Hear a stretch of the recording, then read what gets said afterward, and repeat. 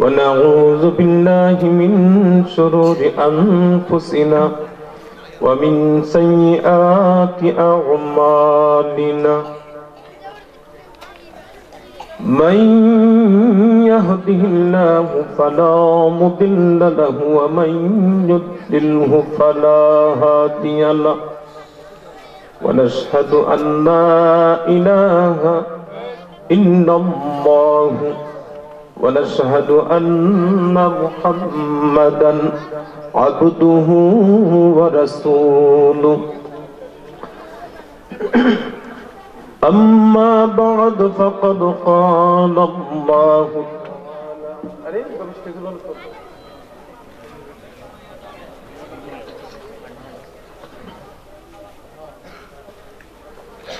أما بعد فقد قال الله تعالى في كلامه المجيد والفرقانه الحميد জবান খুলে মহব্বতে আমার সাথে সকলে পড়ুন আউযু বিল্লাহি মিনাশ শাইতানির রাজীম বিসমিল্লাহির রাহমানির রাহিম মিনহা খলাকনাকুম ওয়া ফিহা নুঈদুকুম ومنها نخرجكم تارة أخرى صدق الله العظيم وصدق رسوله النبي الكريم قال النبي صلى الله عليه وسلم إذا مات الإنسان انقطع عنه عمله إلا من صدقة جارية أو علم ينتفع به أو ولد صالح يدعو له رواه مسلم وقال الله تعالى في شان حبيبه مخبرا وآمرا إن الله وملائكته يصلون على النبي يا أيها الذين آمنوا صلوا عليه وسلموا تسليما اللهم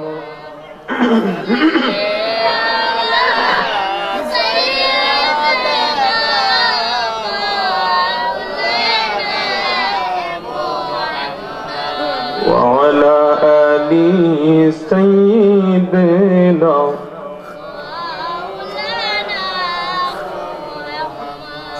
দুরূদ শরীফ পড়তে ভালো লাগে নাকি খারাপ লাগে?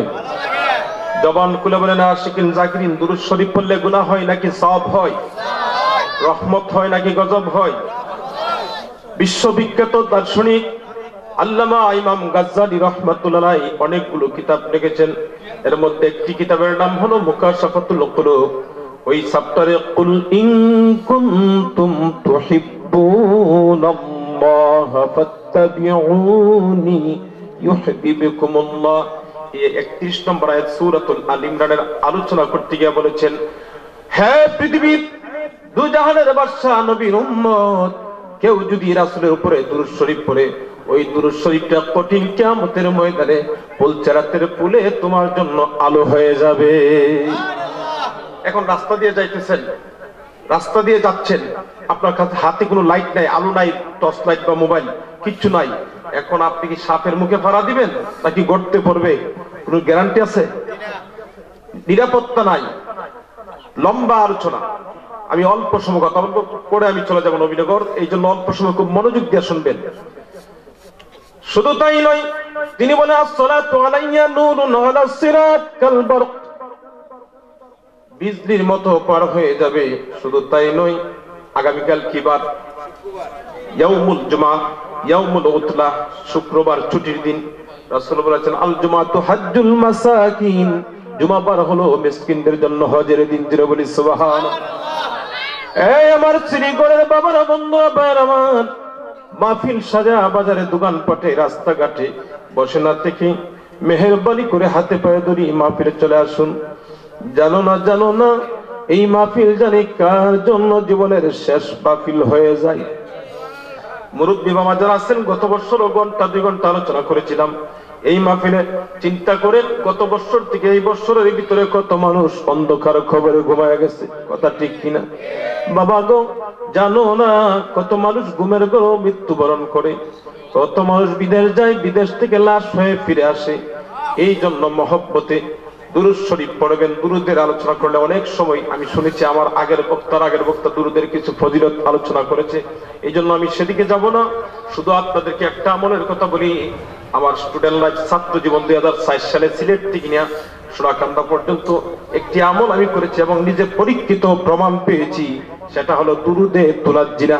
দুরূদে তুনাজ্জিরা, আল্লাহুম্মা সাল্লি আলা সাইয়্যিদিনা মুহাম্মাদিন সালাতান তুনাজ্জিনা, এটার নাম হলো দুরূদে তুনাজ্জিনা। ছাত্র জীবনে আমি নিজে পরীক্ষিত। জীবনে যদি সফলতা অর্জন করতে চাও, বেশি বেশি মা বাবার খেদমত করে, আল্লাহর আদেশ রাসূলের তরিকা মোতাবেক পালন করে বেশি দুরূদ পড়ো, তোমার কোনো বিপদ থাকবে না। গ্যারান্টি দিয়ে বলছি, এই আমার লিখিত কিতাব, এটার মধ্যে দুরূদের আলোচনা আছে। অপারেটর ভাই মাইকটা আওয়াজটা ক্লিয়ার করেন, আর ইকো থাকলে বন্ধ করে দেন। বন্ধুগণ আমার, গভীর মনোযোগ। আল্লাহর নবীর ওই হাদিসের মধ্যে ইমাম গাজ্জালি বলেছেন, ওমান সাল্লা আলাইয়া ইয়াউমাল জুমাতি 80 মাররা গাফারাল্লাহু যুনুবা 80 আমা। কেউ যদি রাসূল সাল্লাল্লাহু আলাইহি ওয়াসাল্লামের উপরে জুমার দিন 80 বার দুরূদ শরীফ পড়ে, আল্লাহ তার 80 বছরের সগীরা গুনাহ মাফ করে দিবে। গুনাহ আসেনি আমরা? গুনাহ নাই কার হাত তোলা দেন? মাশাআল্লাহ, সচেতন আছে। গুনাহ যে নাই অনেকে হাত তুলে ফেলে, টেলার বুঝেন না। এই জন্য মহব্বতে একটু দুরূদ শরীফ পড়েন, দেহটা থাকবে এখানে, আর আপনি আমার মন চলে যাবে সোনার মদিনায়, রওজা আতহারের পাশে। আজকে ফজরের নামাজের পরে হাদিসটা পড়েছি, সেকেন্ড খলিফা অফ দ্য ইসলাম হযরত ওমর ইবনে খাত্তাব থেকে হাদিস বর্ণিত। আন ওমর ইবনে ওমর ইবনে খাত্তাব রাদিয়াল্লাহু তাআলা আনহু قال انه قال ان الدعاء موقوف بين السماء والارض حتى تصلي على النبي ان الدعاء موقوف بين السماء والارض لا يصعد منها شيء حتى تصلي على النبي রাওয়াহু তিরমিজি। আল্লাহর নবীর সাহাবী ওমর ইবনে খাত্তাব বলেন, দুনিয়ার মানুষ জেনে রাখো, যতক্ষণ পর্যন্ত কোন আমল আল্লাহর দরবারে কবুল হবে না, আসমান এবং জমিনের মাঝখানে ঝুলন্ত অবস্থায় আটকে থাকবে, যতক্ষণ তোমার নবীর উপরে দুরূদ শরীফ পাঠ করো না। যারা বলি সুবহানাল্লাহ। এই জন্য কবি নজরুল বলেছিল, নবী মোর পরশমণি, নবী মোর সোনার খনি, নবী নাম জপে যে জন সেই তো দুজাহানের ধনী। যারা বলি সুবহানাল্লাহ। কি জ্ঞান! আমরা ফাজিলে ডিগ্রিতে পড়ছি বাংলা, শাহজালাল বিজ্ঞান প্রযুক্তি বিশ্ববিদ্যালয় থেকে বাংলা লেকচারার দায়িত্ব, এখান থেকে পাস করাই। আমরা যখন বাংলা পড়তাম, মাঝে মধ্যে পাঠ যখন সমস্যা হতো, হয়তো আগামী দিন পড়াবো। চিন্তা করলাম কাজী নজরুল কোন ডক্টরেট ডিগ্রি নাই, সামান্য পড়াশোনা, কিন্তু ওনার লিখিত কবিতাগুলো এগুলো পড়তে মাস্টার্স ডিগ্রি পাস লোকও দাঁত ভেঙে যায়। যেটা বলি সুবহানাল্লাহ। অতএব আমি আর কথা বলবো না, মহব্বত একটু, দেহটা থাকবে এই মাঠে, শ্রীগড় শাহজালাল দারুস সুন্নাহ আজকের মাহফিলের মাঠে, আর মন চলে যাবে সোনার মদিনায়। মহব্বত নিয়ে বলুন, আল্লাহুম্মা সাল্লি আলা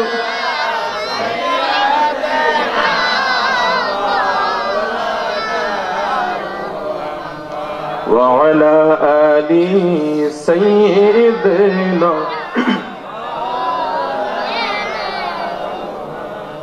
নবীজির মায়া ছেড়ে মানুষ কোথায় আছো বুঝি না, তোমার মায়াই কান্দে নবীজি আজ সোনার মদিনা। আল্লাহুম্মা সাল্লি আলা সাইয়্যিদিনা মাওলানা মুহাম্মদ وعلى آل সাইয়্যিদিনা মাওলানা। এ জগতে কারে তুমি আপন হাইরে বানাইলাই, যিনি তোমার অতি আপন তিনি সোনার মদিনা। আল্লাহুম্মা সাল্লি আলা, মাশাআল্লাহ জুড়ে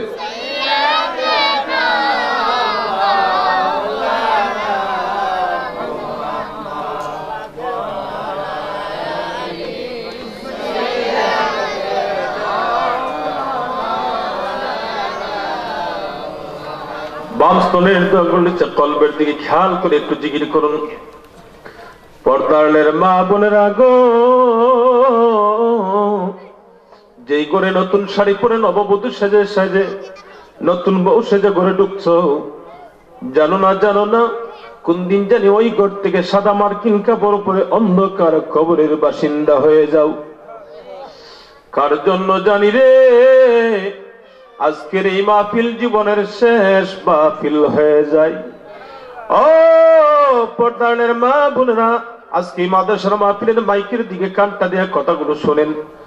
আপনারা যারা আমার সামনে আছেন, মহব্বতে আল্লাহ পাকের জিকির করুন, লা ইলাহা ইল্লাল্লাহ, জোরে লা ইলাহা ইল্লাল্লাহ, লা ইলাহা ইল্লাল্লাহ, মহব্বতে লা ইলাহা ইল্লাল্লাহ, হাসবি রব্বি জাল্লাল্লাহ মা ফি قلبي غير الله نور محمد صلى الله لا إله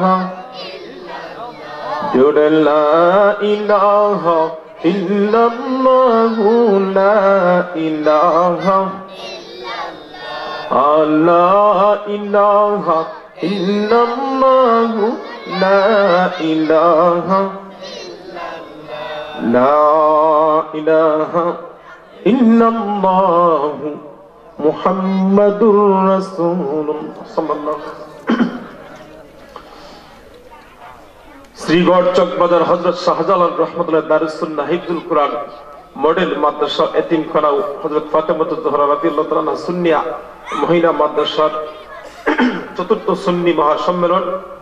আজকের এই মাহফিলের সম্মানিত সভাপতি জনাব মোহাম্মদ শফিকুল ইসলাম শিরু সাহেব শ্রীগড়, সহ সভাপতি শেখ কাউসার আহমেদ সাহেব, সাধারণ সম্পাদক অত্র মাদ্রাসা, সভারত্ন জনাব মোহাম্মদ রফিকুল ইসলাম সরকার সাহেব শ্রীগড়, আহ্বায়ক হুফাজুল হাফিজ কারি মাওলানা মোহাম্মদ দিন ইসলাম সাহেব প্রতিষ্ঠাতা অত্র মাদ্রাসা, প্রধান পৃষ্ঠপোষক জনাব মোহাম্মদ হামিদুর রহমান খন্দকার সাহেব, পৃষ্ঠপোষক উস্তাদুল হুফাজ হাফেজ কারি তুফাজ্জল হোসেন হেলাল সাহেব, বিশিষ্ট ইসলামী চিন্তাবিদ। আজকের মাহফিলের যিনি প্রধান অতিথি হযরত মাওলানা কামাল উদ্দিন আনসারী সাহেব কিশোরগঞ্জ। আজকের মাহফিলের প্রধান বক্তা হযরত মাওলানা আব্দুল আজিজ সরকার সাহেব। আজকের মাহফিলের বিশেষ এবং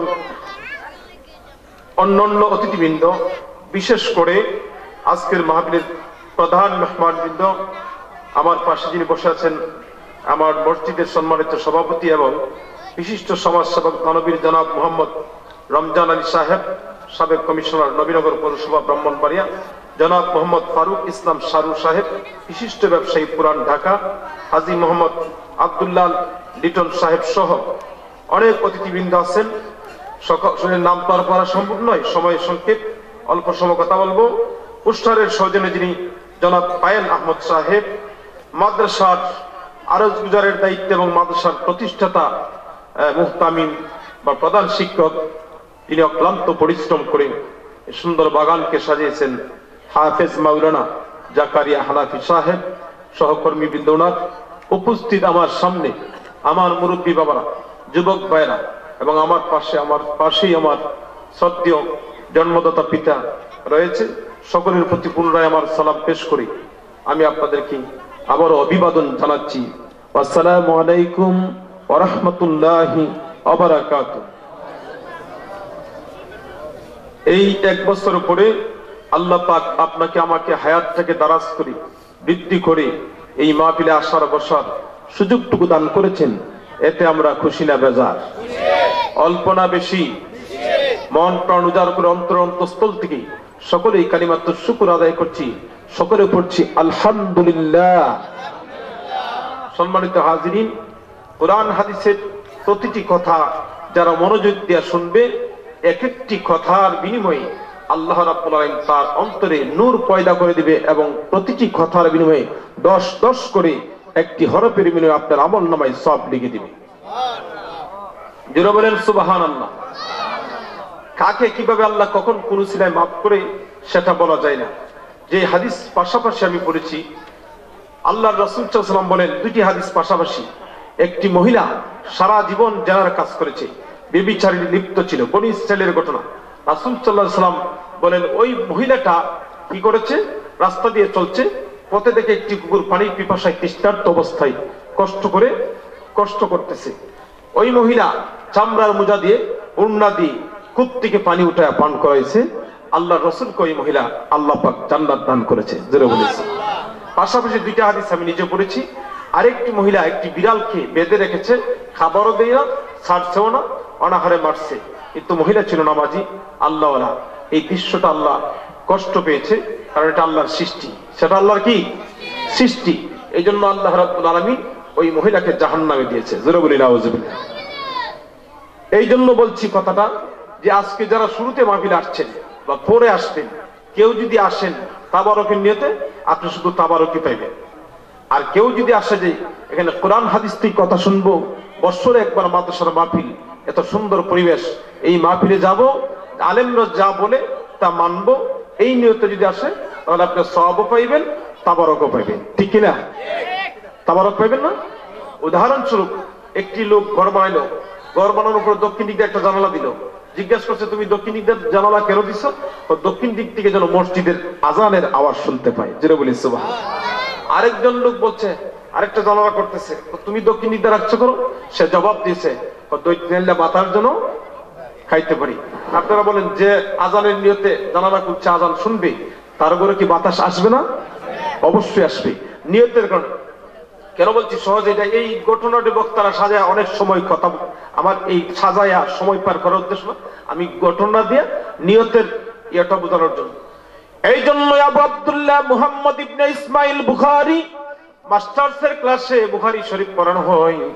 ওই প্রথম হাদিসটা ৭,৫০০ হাদিসের মধ্যে প্রথম হাদিসটা এনেছে, ইন্নামাল আমালু বিন্নিয়াত। যেটা বলি সুবহানাল্লাহ। এই হাদিসটা এনেছেন প্রথম আবু আব্দুল্লাহ মুহাম্মদ ইবনে ইসমাইল বুখারী। জিজ্ঞাসা যদি করেন, ও মুহাদ্দিস সাহেব, কত সাল আগে? আজ থেকে 1200 বছর আগের কিতাব। কত বছর আগে? ১৯94 হিজরিতে তিনি জন্মগ্রহণ করেছে। ওনাকে যদি জিজ্ঞাসা করেন, এত হাদিস তো, কিতাবুস সালাত, কিতাবুস যাকাত, কিতাবুস সাওম, অনেক বিষয়ে হাদিস আছে, কিন্তু প্রথম কেন এই হাদিসটা আনলেন? হাদিসের বর্ণনাকারী হচ্ছে ওমর ইবনুল খাত্তাব। জবাব দিবে যে একটা মানুষের নিয়ত যদি বিশুদ্ধ হয়, তার সমস্ত আমলের ফলাফল নিয়তের উপর ডিপেন্ডস করবে। জোরে বলি সুবহানাল্লাহ। উদাহরণস্বরূপ, সাইয়েদনা আদম আলাইহিস সালাম দুনিয়াতে যখন সর্বপ্রথম জান্নাত থেকে বের হয়ে আসলেন, জান্নাতের গাছের পাতা দিয়ে ডেকে রেখেছিল লজ্জাস্থান, জান্নাতি পোশাক খুলে গিয়েছিল।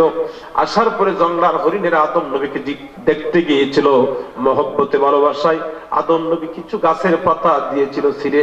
গাছের পাতা খাওয়ার পরে হরিণ যখন ফিরে গেল তাদের স্বস্থানে, এত সুঘ্রাণ, এত ঘ্রাণ পাইল, অন্যান্য হরিণরা বলল, কোথায় থেকে আসছো, এত ঘ্রাণ, ব্যাপারটা কি? ওই হরিণের জবাব দিল, আল্লাহর একটা সৃষ্টি সাইয়েদনা আদম দুনিয়াতে আসছে, আদমের কাছে গিয়েছিলাম, জান্নাতের গাছের পাতা আমাকে খাওয়াইয়া দিয়েছে। জোরে বলি সুবহানাল্লাহ। এত মজা আছে না? অনেক জায়গায় নতুন জিনিস খেলে সম্পূর্ণ এত মজা, এই জিনিসটা কিনুন, ঠিক না? অনেকে এটা কি বলে। এই কথা শুনিয়া বাকি হরিণরা দৌড়ায় গেল আদম নবীকে দেখার জন্য।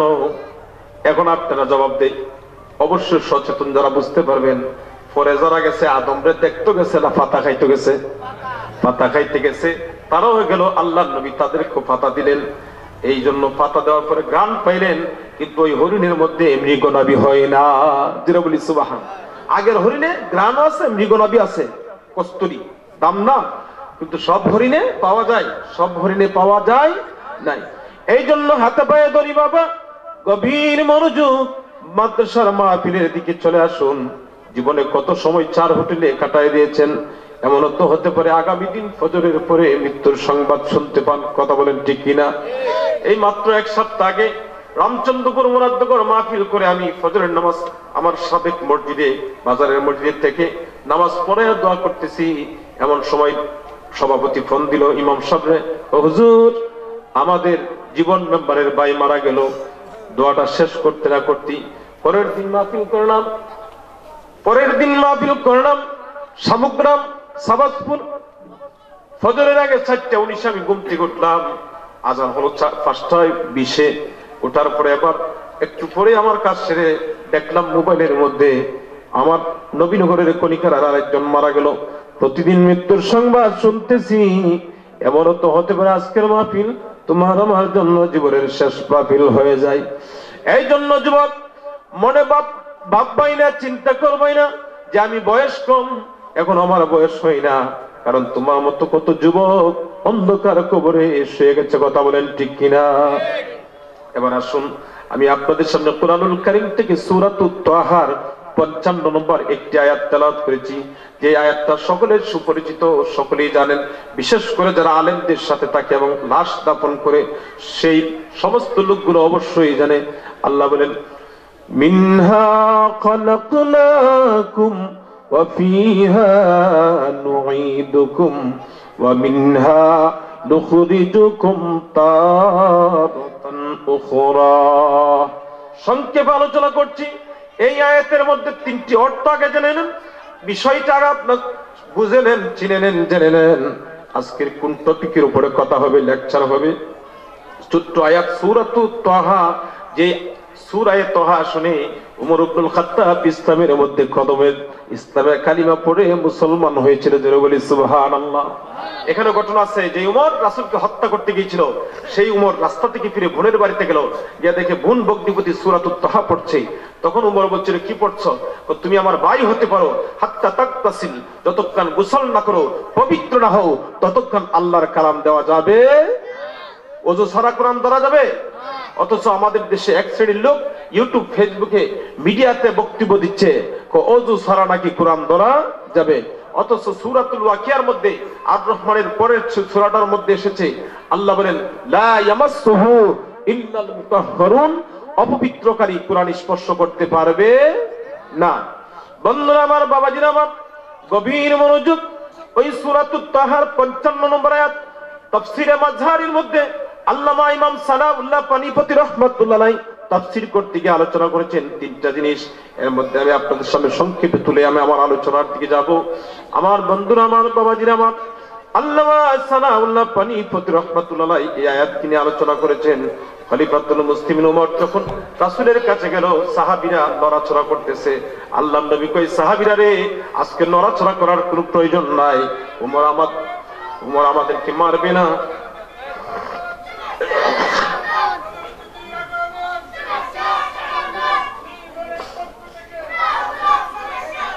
মাশাআল্লাহ। খলিফাতুল মুসলিমিন উমর ইবনুল খাত্তাব রাদিয়াল্লাহু তাআলা আনহু আল্লাহর নবীর দরবারে গেল। আল্লাহর রাসূল সাল্লাল্লাহু আলাইহি ওয়াসাল্লাম বললেন, সাহাবীরা রে, নড়াচড়া করবাই না, কারণ আজকে উমর আমাদের কারো ক্ষতি করার জন্য আসে নাই। গত রাত্রে আমি 2 জনের জন্য দোয়া করেছি, আজকে উমর আসবে নিজের মাথা আমার কদমের নিচে দেওয়ার জন্য। জোরে বলি সুবহানাল্লাহ। রাসূলের দরবারে হাজির হয়ে বলেন, ইয়া রাসূলুল্লাহ, ইয়া হাবিবাল্লাহ, নবী গো, আমাকে পড়ায় দেন মধুর কালিমা লা ইলাহা ইল্লাল্লাহ মুহাম্মাদুর রাসূলুল্লাহ সাল্লাল্লাহু আলাইহি ওয়াসাল্লাম। জোরে বলি আলহামদুলিল্লাহ। আমার নবী ডাক কই, রে উমর, কিছুক্ষণ আগে ছিলে জাহান্নামের আসামি, এই মাত্র যেই মাত্র পবিত্র কালিমা পড়েছো, তাইয়্যিব পবিত্রকারী একটি কালিমা পড়ার সাথে সাথে তুমি হইলাই জান্নাতের সার্টিফিকেটধারী সাহাবী। জোরে বলি সুবহানাল্লাহ। কালিমা এমন একটা জিনিস, 1 সেকেন্ডের ভিতরে যে ছিল কাফের, কালিমা পড়া হয়ে গেল মুসলমান। অতীতের সমস্ত গুনাহ মাফ, যত অপরাধ করুক, যা কিছু করুক। ওই যে একটু আগে আলোচনা করেছিল ওয়াহশীর ঘটনা, আলোচনা করতেছিল, শুরু করছে না এশারের পরে। এই ওয়াহশীর বিস্তারিত অনেক বড় ঘটনা উল্লেখ করেছে যে এতগুলো অপরাধ করেছে, তারপরও রাসূলের কাছে গিয়ে বলছে যে হুজুর এখন যদি ওয়াহশী কালিমা পড়ে আপনি কি তাকে মাফ করে দিবেন? রাসূল কো সব মাফ। জোরে বলি সুবহানাল্লাহ। বন্ধুরা আমার, বাবাজিরা আমার, গভীর মনোযোগ। প্রধান অতিথি আজকের মাহফিলে সুন্দর কণ্ঠে আলোচনা করবে কিশোরগঞ্জ আমার ভাই কামালউদ্দিন আনসারী। আমি কিছুক্ষণের ভিতরে আপনাদের কাছ থেকে বিদায় নিয়ে চলে যাব। লং টাইম আলোচনা করবে, কারণ আর বক্তা নাই। কথা বলেন ঠিক কিনা? বন্ধুরা আমার, ওই উমর কালিমা পড়ে মুসলমান হওয়ার পরে আল্লাহর রাসূলকে প্রশ্ন করেছেন, আপনি কি সত্য নবী? উমর কি কয়? অনেকগুলো প্রশ্ন করছে। তাহলে কাল থেকে আর গোপনে ইসলামের দাওয়াত নয়, আজ আগামীকাল থেকে স্পষ্ট প্রকাশ্যে কালিমার দাওয়াত দিবেন। জোরে বলি সুবহানাল্লাহ। ওমর ইসলাম গ্রহণ করার পরে প্রকাশ্যে দিনের দাওয়াত শুরু হয়ে গেল। জোরে বলি সুবহানাল্লাহ। বন্ধুরা আমার, ওই সূরাতুত তাহার 55 নম্বর আয়াতের একটি শব্দের আয়াতের তাফসীর করতে গিয়ে আল্লামা ইমাম সানাউল্লাহ পানিপতি রাহমাতুল্লাহ আলাইহি তিনি বলতেছেন, আল্লাহ বলেছেন মিনহা খালাকনাকুম, অর্থ হচ্ছে এই মাটি থেকে আমি আল্লাহ তোমাদেরকে সৃষ্টি করেছি, ওয়া ফিহা নুঈদুকুম, ওই মাটির ভিতরে আবার ফিরে দেব, ওয়া মিনহা নুখরিজুকুম তারাতান উখরা, আবার ওই মাটি থেকে আমি আল্লাহ তোমাদেরকে কিয়ামতের ময়দানে জবাব দেওয়ার জন্য, হাসরের মাঠে বিচারের জন্য পুনরুত্থিত করব। জোরে বলি সুবহানাল্লাহ। এই তিনটা কথা, মাটি থেকে সৃষ্টি, মাটির ভিতরে ফিরে যাওয়া, আবার মাটি থেকে কিয়ামতের ময়দানে বিচারের জন্য সবাইকে পুনরুত্থিত করা, তিনটা কথার তাফসীরের মধ্যে এক নম্বর হলো আল্লামা ইমাম সানাউল্লাহ পানিপতি রাহমাতুল্লাহ আলাইহি বলেন, মাটি থেকে সৃষ্টি। আপনি আমাকে যদি প্রশ্ন করি যে হুজুর আমরা কি ডাইরেক্ট মাটি থেকে সৃষ্টি, জবাব আসবে না। কেন? কোরআনের অন্য আয়াত আল্লাহ বলেছেন ফালইয়ানজুরিল ইনসানু মিম্মা খুলিক, মানুষের নজর দেওয়া উচিত কোন জিনিস থেকে তাকে সৃষ্টি করা হয়েছে। আবার আল্লাহ এই দ্বিতীয় আয়াতে জবাব দিচ্ছেন, আল্লাহ কয় মানুষের নজর দেওয়া উচিত কোন জিনিস থেকে তাকে বানাইছে, সৃষ্টি করেছে। এটা খেয়াল করা, তাফাক্কুর করা, একটু গবেষণা করা, ফিকির করা দরকার। আবার আল্লাহই জবাব দিচ্ছেন খুলিকা মিম্মা ইন দাফিক, আল্লাহ কয় সবেগে নির্গত এক ফোঁটা নাপাক পানি দিয়ে আমি আল্লাহ তাকে সৃষ্টি করেছি। জোরে বলি সুবহানাল্লাহ। এখন আগের আয়াতে বলেছে মাটি, এটা বলেছে নাপাক পানি, আরো অনেক আয়াত রয়েছে। এখন দুই আয়াতের দ্বন্দ্ব তাফসীরের মধ্যে আত-তাআরুযু বাইনাল আয়াতাইন, দুই আয়াতের দ্বন্দ্ব যদি ভাঙতে হয়, সমাধান করতে হয়, সেটাকে বলা হয় তাফসীরের ভাষা দাফউত তাআরুজ। হাদিসের মধ্যে দ্বন্দ্ব হলে দাফউল হাদিসাইন, দুই হাদিসের দ্বন্দ্ব, দুই আয়াতের দ্বন্দ্ব হলে সমাধান করতে হবে। বন্ধুরা আমার, দুই আয়াতের দ্বন্দ্ব করতে হবে বন্ধ, ঠিক কিনা? এই আয়াতে যে বলেছে নাপাক পানি মাটি দিয়ে, আবার নাপাক পানি দিয়ে, দুইটার সমাধান হলো এই আয়াতের মধ্যে আল্লাহ রাব্বুল আলামিনের হাবিব, দুজাহানের বাদশাহ নবী, দুজাহানের বাদশাহ নবীর উম্মত সানাউল্লাহ পানিপতি রাহমাতুল্লাহ আলাইহি বলেন, আল্লাহ যে বলেছে মাটি থেকে, এক নম্বর ব্যাখ্যা হলো এখানে ডাইরেক্ট মাটি থেকে সৃষ্টি করেছে তোমাদের আদি পিতা আদম আলাইহিস সালাতু ওয়াস সালামকে। জোরে বলি সুবহানাল্লাহ। আদম আলাইহিস সালাম, এই জন্য একজন মানুষের চারজন পিতা। আদি পিতা হযরতে আদম আলাইহিস সালাতু ওয়াস সালাম, জাতির পিতা হযরত ইব্রাহিম আলাইহিস সালাতু ওয়াস সালাম, এবং রূহানি পিতা হচ্ছে আমার আপনার নবী, দুজাহানের বাদশা সাইয়্যিদুল মুরসালিন রাহমাতুল লিল আলামিন। আরেকজন হচ্ছে তোমার আমার জন্মদাতা পিতা। জোরে বলি সুবহানাল্লাহ।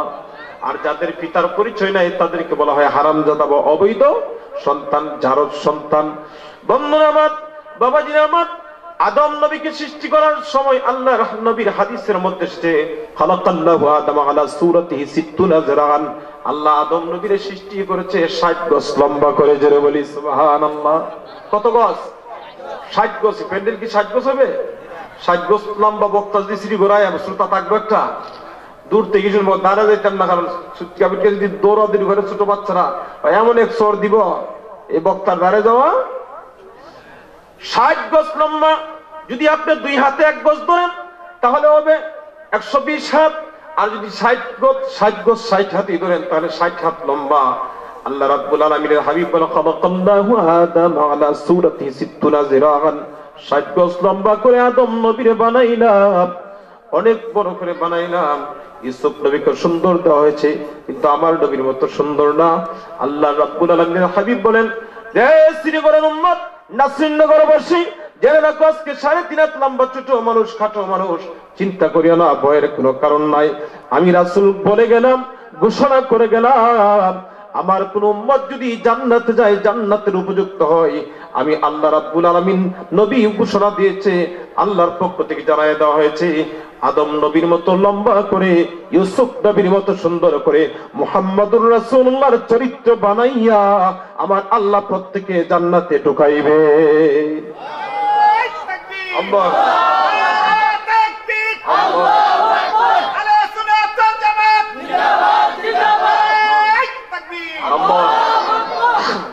জান্নাতে যাইতে চান কি চান না? আরে মিয়া, দুনিয়ার একটু চিন্তা করেন, তাফাক্কুর করেন। আমি কয়েকজনটা বললাম যে এই খাওয়া দাওয়ার লাগি বাড়াইছে, স্বাস্থ্য মোটা হইতেন আর খাইতেন আর ঘুরতেন, এই জন্য আল্লাহ পাঠাইছে দুনিয়াতে। আসতেছে আমার আলোচনার সামনে, এই জন্য এই আয়াতের উপর আমার 3.5 ঘন্টা আলোচনা আছে, আরো 7-8 বছর আগে। এই জন্য বলছিলাম যে আপনার খাওয়া দাওয়া ফুর্তি করো, দুনিয়াটা মস্ত বড়, এটার নাম জীবন নয়। আপনি মরে গেলে শেষ, মরে গেলে কি শেষ। এই জন্য তো আপনার জন্য বলছেন, আপনি ইমানদার মুমিন মুসলমান, কথা বলেন ঠিক কিনা? আপনি তো কাফের মুশরিক না বেঈমান না যে দুনিয়াটাই মস্ত বড়, কারণ আপনার না বিশাল জগৎ রয়েছে। আপনার কাছে আমি সহজ ভাষায় বুঝি, আমার এলাকার মানুষ, একজন মানুষ বিদেশ যায়, সিঙ্গাপুর, কানাডা, লন্ডন, ব্রিটেন, অনেক দূরে যাচ্ছে, অনেক স্বপ্ন, মেট্রিক পড়ায়, আয়া পড়ায়, স্টুডেন্ট ভিসা যাক, যে কোনো ভাবে একটাই স্বপ্ন যে ছেলেটা বিয়া করাবো বা ছেলেটারে কি করবো, ওই বাড়িতে একটা বিল্ডিং উঠাইবো, অনেক কিছু উঠাইবো, অনেক চিন্তা ভাবনা আছে, এটা আপনারা জানেন, অনেক প্ল্যান নিয়ে পাঠায়। এখন আপনাদেরকে বলি, এই লোকটা দুনিয়াতে 1 বছর বা 1 দিন দিয়ে বাঁচবো, তার কোন গ্যারান্টি আছে? বলেন, গ্যারান্টি আছে? 1 সেকেন্ডের উপর গ্যারান্টি? আল্লাহ বলেন, ইযা জাআ আজালুহুম লা ইস্তাখিরুনা সাআতাও ওয়া লা ইস্তাকদিমুন। 1 সেকেন্ড তো সময় না। অনেক ব্যানার, আমি রামচন্দ্রপুর থাকতে শিক্ষিত লাগে না, অনেক সময় করছি, অনেক নেতা ফাতা মারা গেলে দেখি লিখে দেয় ব্যানারের মধ্যে যে ওনার অকাল মৃত্যুতে আমরা কি শোকাহত। এটা একটা মানে বাসা বুঝে না বা হয়তো জানে না, কোন লোকে অকালে মৃত্যুবরণ করে যার কাল হয়, কাল মানে কি টেন্স, কাল সময়, টাইম, যার সময় হয় তখনই তার মরণ হয়। কেউ 1 দিনের সন্তান মারা যায়, কেউ জন্মের পরে মারা যায়, কেউ 1 ঘন্টা পরে মারা যায়, যার যখন সময় হয় তখনই সে মরে। যদি বলেন অকাল মৃত্যু, তাহলে এটা আল্লাহর উপর একটা প্রশ্ন আসে যে অকালে না, যার কাল হয়, যার সময় হয় তখনই মরণ হয়, এটা আল্লাহর ওয়াদা। এই আয়াত তেলাওয়াত করলাম, যখন যার সময় হবে তখনই তার মরণ হবে, 1 সেকেন্ড আগেও হবে না, পরেও হবে না। বন্ধুরা আমার, 1 সেকেন্ড আগেও হবে না, পরেও হবে না। মৃত্যুর সংবাদ আপনি আমি প্রতিদিন শুনতে পাই, গভীর মনোযোগ আপনি আমাকে চিন্তা করতে হবে। এই দুনিয়ার সাধারণ জীবনের জন্য 50 দিন বাঁচবেন না, 50 ঘন্টা, 50 মিনিট, 1 মিনিটও বাঁচার কোনো গ্যারান্টি নাই। এই 1 মিনিট বাঁচার জন্য যদি এত কিছু করেন, এত সময় ব্যয় করেন, 24 ঘন্টার মধ্যে আপনি 20 ঘন্টা ব্যয় করে দেন, কমপক্ষে আমার আল্লাহর জন্য যদি 2টা ঘন্টা সময় দিতেন, তারপর তো মনটা বোঝাইতে পারতাম। কিন্তু আল্লাহ রাব্বুল আলামিন বলেন, ও বান্দা, তুমি কি তাকায় দেখো না, তোমার আশেপাশের কত মানুষের মুখ আছে, কথা বলতে পারে না, চোখ আছে দেখে না, কান আছে শুনে না, কত মানুষ ফুটপাতে ঘুমায়, কত মানুষ কষ্ট করে। আমি আল্লাহ তোমাকে সম্পদের মালিক বানাইলাম, টাকা পয়সার মালিক বানাইলাম, ইজ্জত সম্মান দিলাম, তারপরে আমি আল্লাহ তোমাকে 5 বার ডাক দিলাম আসার জন্য মুয়াজ্জিনকে দিয়া, তারপরে আসতে পারো নাই। তোমার সাধারণ জীবন শেষ হলে পরকালে অশান্তি ছাড়া কোনো উপায় থাকবে? এই জন্য দুনিয়ার সাধারণ জীবনের জন্য এত কষ্ট করতেছেন, মাথার গাম পায়ে ফেলতেছেন, হঠাৎ রুহটা চলে গেলে আপনি আমার কোনো দাম থাকবে না, তাড়াতাড়ি আপনি আমাকে দাফন করার জন্য চেষ্টা করবে। এমনও ঘটনা ঘটছে, অনেক বড় বড় লোক রাত্রে মারা গেলে লাশের দ্বারা কেউ ডরায় থাকতে চায় না। মাদ্রাসার ছাত্র নেই, হুজুর নেই, খতম পড়া সিলেট এলাকায় বিভিন্ন জায়গায় কেউ আপনার যে বিবি, আপনার আদরের স্ত্রী, যার জন্য অবৈধ ইনকাম করতেছেন, আজকে যদি মরে যান, কালকে বিবি আপনার রুমে একাই থাকবে না, আপনার রুমে থাকবে না। এর চেয়ে সহজ উদাহরণ হলো করোনার সময় 19 সালে এবং 20 সালে আপনারা দেখেছেন যে স্ত্রীর জন্য অনেক কিছু আনে, স্বামী রিসিভ করার জন্য এয়ারপোর্টে যায়, যেই মাত্র শুনলো স্বামীর করোনা হয়েছে, স্ত্রী স্বামীর বাড়ি থাকবে দূরের কথা, এয়ারপোর্টে যাবে দূরের কথা, নিজের বাপের বাড়ি গিয়া পলায়ন করেছে। কথা বলেন ঠিক কিনা? করোনা বাস্তব শিক্ষা দিয়েছে। আল্লাহ যে বলছে ইয়াউমা ইয়াফিরুল মারউ মিন আখিহি, ওই আয়াতে যে মা বাপ ছেলে মেয়ে বিবি বাচ্চা সবার কাছ থেকে পলায়ন করবে, এই আয়াতগুলোতে বলেছে এটা বাস্তব প্রমাণ 19-20 সালে হয়ে গেছে। যেটা বলি সুবহানাল্লাহ। বন্ধুরা আমার, গভীর মনোযোগ। দুনিয়ার 50 সেকেন্ডের জন্য এত কষ্ট করলেন, আর যে জীবনের শুরু আছে শেষ নাই, আল্লাহ অনেক আয়াতের মধ্যে বলেছেন বাল তুসিরুনাল হায়াতাদ দুনিয়া ওয়াল আখিরাতু খায়রু ওয়া আবকা। এই দুনিয়ার জীবনের চেয়ে আখিরাতের জীবন অনেক উত্তম, অনেক উত্তম। অনেক আয়াতে উত্তম উত্তম বলেছেন। এখানে খালিদিনা, চিরস্থায়ী বলেছেন। এটা নশ্বর, ওইটা অবিনশ্বর, এটা গণস্থায়ী, ওটা চিরস্থায়ী। এত সুন্দর একটি জীবন আপনি নষ্ট করতেছেন দুনিয়ার রং তামসা পড়ে। আপনি যেদিন মরবেন ওই দিন আপনি বুঝবেন। যেটা বলি সুবহানাল্লাহ। এই জন্য 1 নম্বর ব্যাখ্যা হলো আদম নবীকে সৃষ্টি করেছে। 2 নম্বর ব্যাখ্যা হলো আল্লামা ইমাম সানাউল্লাহ পানিপতি রাহমাতুল্লাহ বলেন, এই পৃথিবীতে যতগুলো শাকসবজি, গম, শস্য, ধান টান যা আছে, ফল ফ্রুট আমরা যা খাই, সবগুলো কি জমিন থেকে আসে না আসমান থেকে? উত্তর দেন। শাকসবজি, ধান, বাইগন টাইগন, মূলা টুলা কই থেকে? জমিন থেকে না আসমান থেকে? জমিন থেকে। 2 নম্বর ব্যাখ্যা হলো জমিন থেকে এই শক্তিগুলো, নির্যাসগুলো টেনে টেনে গাছ তৈরি হয়, গাছ থেকে ফল হয়, ফল থেকে বল হয়। আপনি আমি যখন খাই, খাওয়ার পরে শক্তি হয়, বীর্য তৈরি হয়। আল্লাহ যদি আদেশ করে, হুকুম হয়, তাহলে আল্লাহ স্বামী স্ত্রীর মিলনে সন্তান দান করে। জোরে বলি সুবহানাল্লাহ।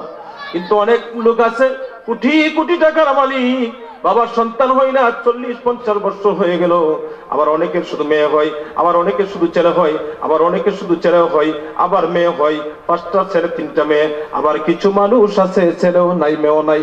আল্লাহ নিজেই কোরআনে এই কথাগুলো বলেছে আয়াতের মধ্যে। যেহেতু সময় কম, রিপিট করব না। আল্লাহ বলেন, আমি যাকে ইচ্ছা ছেলে দেই, যাকে ইচ্ছা মেয়ে দিই, যাকে ইচ্ছা ছেলে এবং মেয়ে দিই, আবার যাকে ইচ্ছা আমি আল্লাহ বান্দা বানায়া দেই। যেটা বলি সুবহানাল্লাহ। যুবক, অবশ্যই অবশ্যই প্রত্যেকটা নিয়ামতের জবাব তোমাকে দিতে হবে। রাসূল সাহাবীদের কিনা ঠান্ডা পানি খেজুর খাইলো, খাওয়ার পরে রাসূল কই, সাহাবীরা রে, সুম্মা লাতুসআলুন্না ইয়াউমা ইযিন আনিন নাঈম, অবশ্যই অবশ্যই তোমাদেরকে আল্লাহর নিয়ামত যে খাইতেছো জিজ্ঞাসা করা হবে। যেটা বলি সুবহানাল্লাহ। বন্ধুরা আমার, ওই জমিন থেকে উৎপাদিত গাছ, তরুণতা, ফল ফ্রুট, শাকসবজি, গম, ধান, শস্য, এগুলো খেয়ে আপনি আমার শক্তি হয়, শক্তি থেকে বল হয়ে আল্লাহ বীর্য তৈরি, এর মাধ্যমে সন্তান দেয়। এই জন্য আয়াতে ইঙ্গিত করেছেন মিনহা খালাকনাকুম। এখানে এতটুকু শেষ করলাম। এবার আসুন আল্লাহকে জিজ্ঞাসা করি। ও হাফেজ জাকারিয়া, কমিটির সভাপতিকে জিজ্ঞাসা করেন মাহফিল দিলেন কেন? মাহফিল দিচ্ছে এলাকার মানুষ কোরআন হাদিসের কিছু আলোচনা শুনবে, যুবকরা যাতে ইসলামের পথে আসে, যাতে মাদ্রাসার ছাত্রদের প্রতি একটু মহব্বত বাড়ে, মাদ্রাসার ছাত্রদের জন্য একটু মহব্বত বাড়ে এবং মাদ্রাসার কিছু ইনকাম হয়, অর্থাৎ মাদ্রাসায় কিছু টাকা পয়সা এলে সুন্দর করে পরিচালনা করতে পারেন। উদ্দেশ্য ছাড়া কোনো কাজ করা যায় না। কথা বলেন ঠিক কিনা? উদ্দেশ্য নিয়ে, টার্গেট নিয়ে কাজ করবেন, আপনি একদিন না একদিন কামিয়াব হবেন। একদিন না একদিন কামিয়াব হবেন। A+ এর আশা করলে A গ্রেড পাইবেন, কাছাকাছি চলে যাবেন। আমার টার্গেট নিয়ে আমি ছাত্র জীবন থেকে টার্গেট করেছি, আল্লাহ আমার আশা কবুল করেছে। ছাত্র জীবনে আমার নিয়ত ছিল প্রবাসকে চাকরি করব, মসজিদে ইমামতি করব, মাঝে মধ্যে মাহফিল করব। আমার অনেকবার বলছে সহকারী শিক্ষকের নিবন্ধন দেওয়ার জন্য, কিন্তু আমি বলছি না, আমি যেটা টার্গেট দেয় হোক 2 বছর পরে আল্লাহ একদিন না একদিন কবুল করবে। আল্লাহর ঘরে ধরে দোয়া করেছি, কাবা করে, আমার আল্লাহ যেটা চাইছিলাম সেই জায়গায় চাকরি দান করেছে। যে বলি সুবহানাল্লাহ। অহংকারের জন্য বলি নাই। সোনাকান্দা বহুমুখী কামিল মাদ্রাসা পড়ার সময় যখন আমি নবীনগর দিয়ে আসতাম, আমার মাদ্রাসা রোডের পাশে গেট দেখলে অনেক ভালো লাগতো। বলতাম এখানে যদি চাকরি হতো। 14 সালে ইন্টারভিউ দিলাম, হইল না। আবার হজ কইরা আয়া 22 সালে ইন্টারভিউ দিলাম, চাকরি হইল। এতে বোঝা গেল আমার আল্লাহ কখন কাকে কি দিলে খুশি হই, ভালো হই, সেটা আমার আল্লাহই ভালো জানে। যেন বলি সুবহানাল্লাহ। বন্ধুগণ আমার, এই জন্য আল্লাহ বলেন ফাআলুল লিমা ইউরিদ, আমি আল্লাহ যা ইচ্ছা তা করতে পারি, অতএব সবকিছু পূরণ করার মালিক আমি আল্লাহ। জোরে বলি সুবহানাল্লাহ। ও মাবুদ, কেন আমাদেরকে সৃষ্টি করেছেন? আল্লাহকে জিজ্ঞাসা করেন, এবার আল্লাহই জবাব দিবে, ওয়ামা খালাকতুল জিন্না ওয়াল ইনসা ইল্লা লিয়াবুদুন। আমি আল্লাহ রাব্বুল আলামিন জিন এবং ইনসানকে একমাত্র সৃষ্টি করেছি আমার ইবাদতের জন্য। ইবাদতের মধ্যে সবচেয়ে বড় ইবাদত হলো নামাজ। সবচেয়ে বড় ইবাদত কি? নামাজ। নামাজ বুখারী শরীফের মধ্যে এসেছে, বুনিয়াল ইসলাম আলা খামসিন শাহাদাতু আল্লা ইলাহা ইল্লাল্লাহ ওয়া আন্না মুহাম্মাদার রাসূলুল্লাহ ওয়া ইকামিস সালাত ওয়া ইতাইজ যাকাত ওয়াল হজ ওয়া সাওমি রমাদান। এই হাদিসটা ইমাম বুখারী রাহমাতুল্লাহ আলাইহি, মুসলিম এবং বুখারীতে রয়েছে কিতাবুল ঈমানের মধ্যে। বন্ধুগণ আমার, ইসলামের ভিত্তি হলো পাঁচটা। এক নম্বর, আল্লাহ ছাড়া কোনো মাবুদ নাই, মুহাম্মাদুর রাসূলুল্লাহ সাল্লাল্লাহু আলাইহি ওয়াসাল্লাম সর্বশেষ নবী এবং রাসূল। এই কথার স্বীকৃতি দেওয়ার পরে সাবালক নর-নারীর উপরে 5 ওয়াক্ত নামাজ ফরজ হয়ে যায়। জিরো বলি সুবহান। 5 ওয়াক্ত নামাজ ফরজ হয়ে যায়। নামাজ এমন একটি ইবাদত, রাসূল বলেছেন, আল ফারকু বাইনাল মুমিন ওয়াল কাফির তারকুস সালাত। মুমিন এবং কাফেরের মধ্যে পার্থক্যই হলো নামাজ। একটি মানুষের মাথা ছাড়া যেমন তার বডিটাকে পরিচয় করা যায় না, ঠিক তেমনি ভাবে নামাজ ছাড়া তার অন্য অন্য ইবাদত গ্রহণ করা যায় না। যেটা বলি সুবহান। এই জন্য রাসূল বলেন, 5 ওয়াক্ত নামাজ যারা পড়বে আমি আল্লাহ রাব্বুল আলামিন তাদেরকে 5টা পুরস্কার দান করব। যেটা বলি সুবহান। 5টি পুরস্কার দান করব। আমরা যারা সালাতুল ইশারের নামাজটুকু জামাতের সহিত আদায় করতে পেরেছি, সকলে বলি আলহামদুলিল্লাহ। কারণ জুমার রাত্রে, আজকে কিসের রাত্রে? জুমার রাত্রি। দোয়া কবুলের সময় এমন তো হতে পারে আমার ফজরের আগেই মরণ হয়ে যাইতে পারে। যদি মরণ হয়ে যায়, ফেরেশতারা লিখবে নামাজি। যদি মরণ হয়ে যায়, নামাজ না পড়ে তাকে লিখবে বেনামাজি।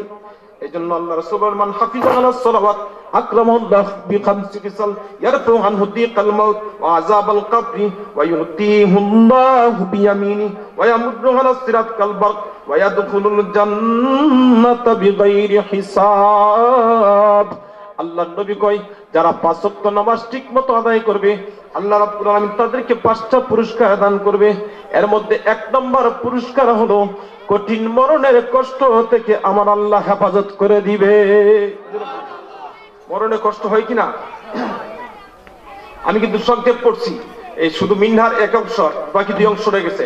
মরণ কষ্ট হয় কিনা? কথা বলেন, হয় কিনা? মরণে অনেক কষ্ট হয়। বন্ধুরা আমার, এই পৃথিবী কেউ থাকতে পারবে না, চিরদিন থাকার জায়গা নয়।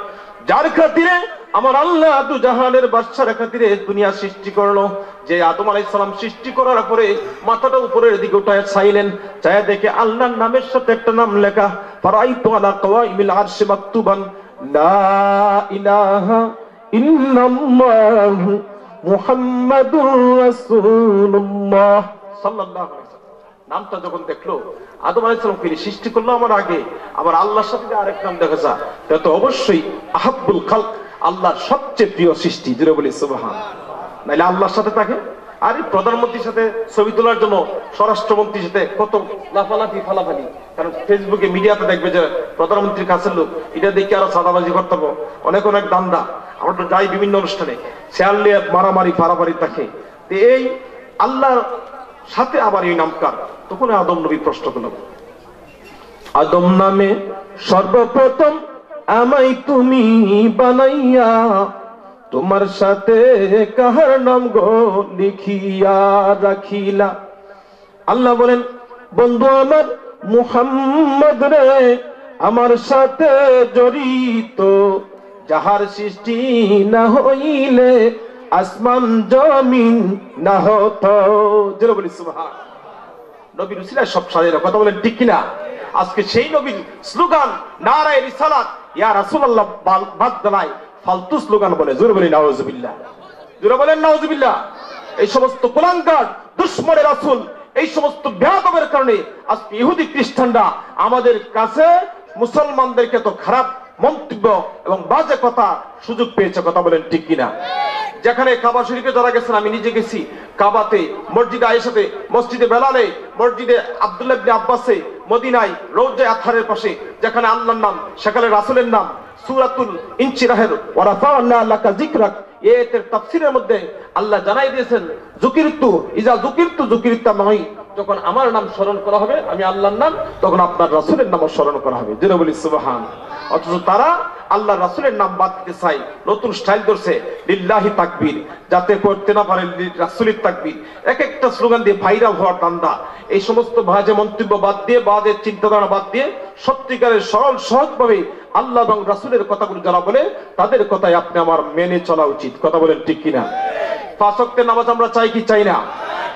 আল্লাহর নবী বলেন, যেই ব্যক্তি এশারের নামাজটা জামাতের সহিত আদায় করলো, সারার অর্ধেক রজনী ইবাদত করলে যে সব হবে, এই কিতাবে লেখা আছে, হাদিসটা আমার লিখিত কিতাবে, আল্লাহ পাক তার আমল নামায় অর্ধেক রজনীর সব লিখে দিবে।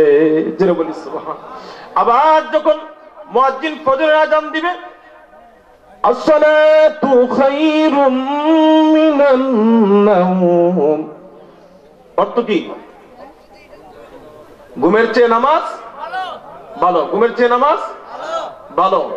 এখন এটা যদি সে বিশ্বাস করতে হলে আজান শুনলি লাভ দিয়ে লেপ তুষক ফেলায় নামাজ যাইতো, কিন্তু দেখা যায় হ্যাঁ খালি কম্বলের তলে খালি গুলো আত্মাও সাইডে একানো করে, আর কিও ফুটবলের মতো কিও গুল হয়। আর আগে তো আজান শোনা গেছে সনের করে আছে, দিনে করে, এখন আজানও শোনা যায় না। আফসোস, বাবা বলছে, বাবা তুমি 5:30 ঘুমতে করবে, নামাজও যাইবে, কোরআন তেলাওয়াত করবে, মাদ্রাসা যাইবে। এ ঘুমতে করছে 8:30, কটা উঠছে?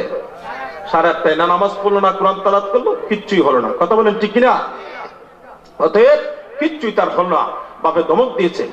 আজ থেকে 60 বছর আগে মনে হোক মুরাদনগর ডিয়া উচ্চ বিদ্যালয়ের সাবেক এমপি ইউসুফ আব্দুল্লাহ হারুন সাহেব বলছিল যে, হুজুর আমরা যখন ছোটবেলা ছিলাম বিহার উচ্চ বিদ্যালয় মাঠে, যে আমরা মাগরিবের পরে কোরআন তেলাওয়াত করতাম, কোরআন পড়তাম, আগেই খেলাধুলা শেষ করতাম।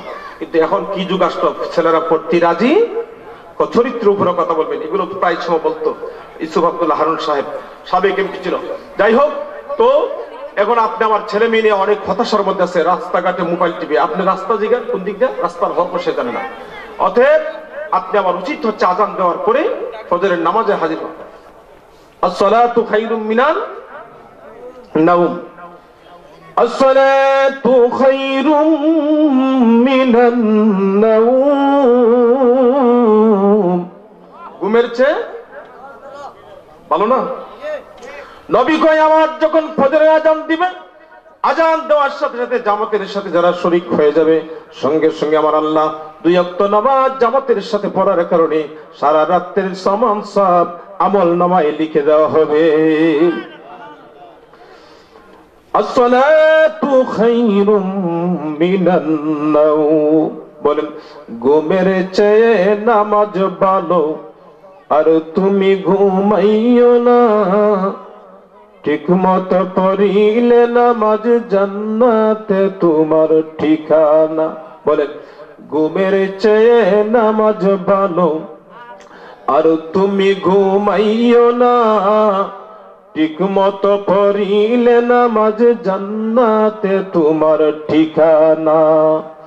ওমা ফজর হলে গো তুমি ডাকিতে আসিয়া, আজান হলো যাবে দামার উঠরে যা গিয়া, ওমা ফজর হলে গো, বলতে তুমি যাও না যাবে, বলতে তুমি যাও না যাবে, মসজিদে চলিয়া নামাজ পড়ে কোরআন পড়ো, ঘরে দেব শিয়ায় মা ফজর হলে গো। কথা বলেন ঠিক কিনা? তাফসীরে জালালাইনের মধ্যে এসেছে, আল্লাহর নবী বলেছেন ফাদাইলু সূরাতুল ইয়াসিন, ফজরত আলোচনা করতে গিয়ে বলেছেন, কেউ যদি ফজরের পরে সূরাতুল ইয়াসিন পড়ে, সারা দিনের হেফাজতের দায়িত্ব আমার আল্লাহর হাতে চলে যায়। সেই কোরআন তেলাওয়াত করতে চাই কি চাই না? 2 হাত তুলে বলেন চাই কি চাই না? নারে তাকবীর, নারে রিসালাত, ইয়া রাসূলুল্লাহ, জিন্দাবাদ, ঘরে আল্লাহ।